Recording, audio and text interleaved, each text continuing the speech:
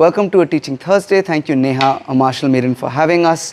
I want to talk about the importance of footwork in the weapon-based martial arts. Why we put so much emphasis on footwork. When we are talking about facing an opponent with a weapon, I have many problems, but two major problems that I want to address right now. The first is, if Siddharth does nothing, he just keeps his sword facing me, and I am cutting Siddharth, but all the while, I am also dying, right? I cannot step straight because his weapon is there all the time. That's problem number one.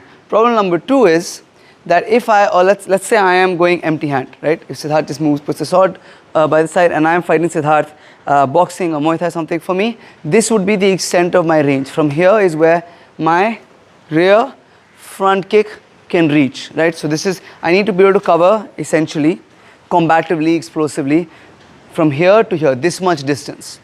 But as soon as the weapon is involved and Siddharth extends his weapon, now my first target is Siddharth's hand, and Siddharth's first target is my hand. So now I have to cover so much more distance, again explosively and dynamically. So I cannot cover this distance. I have more distance to cover, but I cannot cover that distance straight because the weapon is there.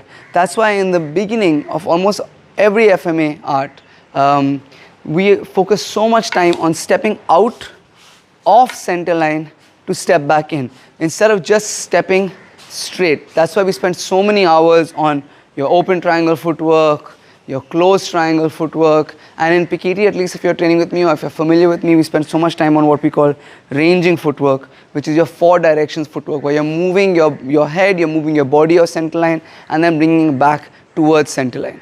There's a lot more that we could talk about when it comes to footwork, weapon-based footwork, but I wanted to keep this short and explain to you why your teachers are consistently, or everybody that you know on social media, on YouTube, Instagram, is constantly talking about footwork and angular or geometry-based, triangular-based footwork to get off center line, get out of the way of their weapon, and then come back onto center line. You have to cover more distance, and you cannot go cover that distance in a straight line.